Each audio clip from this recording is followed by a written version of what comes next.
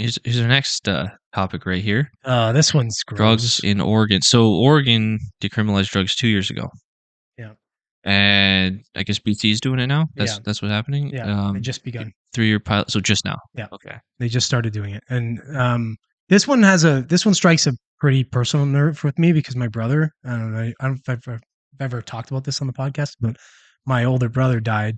Well, he killed himself a bunch of years back, but he had an opioid addiction for a while. He got on OxyContin for a few years due to a back injury. So, and he was prescribed it though, was he? He was prescribed, yeah, and he was prescribed. Actually, oddly enough, I had two brothers that were on OxyContin. My other brother was my older half brother. Had a bad injury to his leg when he was a kid, and then they were stretching out his bone, so he was on OxyContin. And I mean, when I say on OxyContin, if you went to the doctor and you had a prescription filed for it, or filed it for it, or prescribed to you, you'd probably be prescribed 5 to 10 milligrams, like a normal prescription to things. My brother was taking somewhere in around, I think, 750 milligrams of it, and my older brother was taking over 1,000 milligrams. Like, put it this way: if you and I took it right now, we would die. Yeah. If you had 10 people in the room and you all took that, you'd pretty much die. Like, it's that kind. It would be such a shock to your system. Huge amount, yeah. Right. So it takes a lot to wean on that. Obviously, it takes a lot to wean off. So what they're talking about here, and they've done it in Oregon, is they're actually they're decriminalizing it. So we're kind of for that. Like you and I decriminalize all drugs, I believe, at least possession. I think maybe public intoxication is illegal, or doing it in public is illegal, but just having it on you is not. But the problem with these drugs versus, the other type street drugs in that is you're actually getting these prescribed by doctors. Like, there's no doctor prescribing meth to anybody for anything. So that's where this becomes a problem for me. Now you're decriminalizing these drugs. So all you're doing now is So what you want to point out is Oregon had more opioid dose opioid overdose death. That's tough to say. I can't say it right. Opioid overdose deaths in 2021, the year decriminalization went into effect. Then 2 years prior. Statistics for 2022 are still being compiled, but some critics are already calling for the measures to be scrapped and for the money to be invested elsewhere. What money is being invested in this? So see this video right here? I watched the actual video. So this guy here, here's a real quick synopsis of the video. There's a CBC reporter with the police officer, and they're going around and they're patrolling the areas, the city. And he gets a call. He had just finished giving a ticket to a guy. I think it's $100 ticket or $105 ticket or something like that, for which when you get the ticket, if he opts to go to this treatment facility, then they can waive it. They can waive the ticket. And she asked him blatantly, she goes, are you going to do it? And he goes, yeah, most likely. And then he's like, 50-50. Like, I think ultimately that's a good way to handle it, but I think that there needs to be okay, I pulled up but let me just make this point real quick and then, so right there, you see that guy, they get a call that this guy's overdosing. So they go and they get the narc on him, whatever, Narcolan or something like that, whatever they use for fentanyl overdoses. They hit him with that. And the cop admits, he goes, yeah, this is his second OD in like 2 days or something like that. He goes, I know this guy very well. And so all that's happening now is we're now putting all these extra resources for the police to go and handle overdoses and throwing tickets at these people who are probably not ever going to pay the tickets, because what do they give a shit? Yeah, they're going to take $105 out of their pocket to go pay a ticket rather than to get the next dose. Basically, Get the fuck out of here. They're going to obviously just get the next dose, and maybe they do a day in jail or whatever the fuck they do to them when they get them for non-payment. Like, it's a nonsensical approach because nobody's ever really going to enforce this. All you're doing is wasting paper on the tickets and wasting resources on the cops. So decriminalizing this, I think, is just it's gaming the problem. Like, it's saying, okay, we have this opioid problem, but we're not going to do anything about it. We're just going to decriminalize it. So you're not holding Big Pharma to account. You're not holding anybody to account. That's a whole other issue altogether there. But I brought up this other article because Portugal did this in 2001. They decriminalized all drugs, and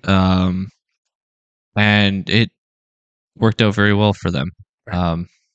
can't really see it. But ultimately, crime rates, drug-related crime, drug-related issues, addiction, all of that seems to have gone down since they did this. Right. And so this is where this is the point that I wanted to bring up because of that. It's like I think that is a good way to go about it. Like decriminalize everything. Like you shouldn't really be being sent to jail for doing something to yourself.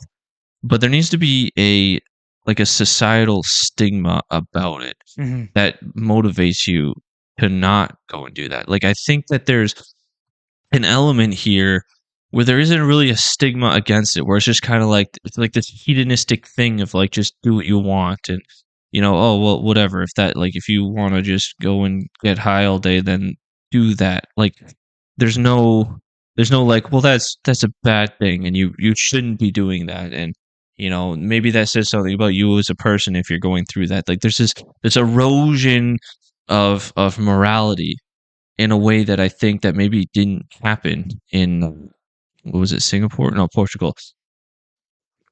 And maybe that's a contributing factor to why well you do it here, problem gets worse Right. because there's no stigma.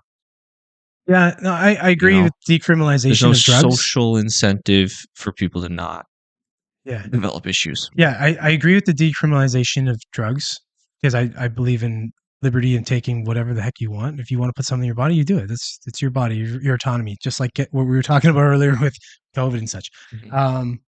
But when it's almost like you're running interference for big pharma here by legalizing this shit. You're not there's a Oh yeah. major problem with this stuff. Well, And I don't think criminalizing it pretty soon is you're a gonna have like government contracts going to Pfizer yeah, to supply like huge amounts of opioids to like hospitals so that they can wean people off of it. Like yeah. it's gonna be a weird fucking thing that goes full circle, and It's now the already pharma weird to me that companies they are use profiting more. methadone to wean you off of opioids. Like Yeah, it's like you're using another drug to wean me off of a drug. Like it's some weird wild stuff. But yeah, I don't know. I don't think this is I don't agree with it. I don't agree with um this particular decriminalization of this. I think they need to just ban this shit and they got to get rid of this stuff. If people are making it and stuff and you find it on them, fine. Okay.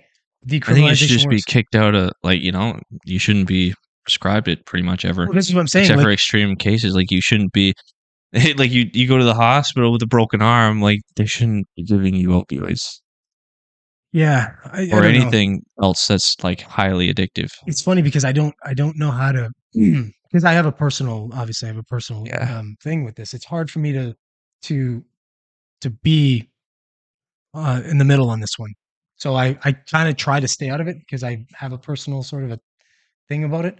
I don't know what the answer is with this. It's they got to do something because these drugs are unbelievable, and I've seen it firsthand to know that it's unreal. It's unreal. I've seen people on regular drugs, and I've seen my brother on this shit, and it's unfucking believable what it does to your brain and everything. It just turned him into a mush. Hmm. Couldn't even talk.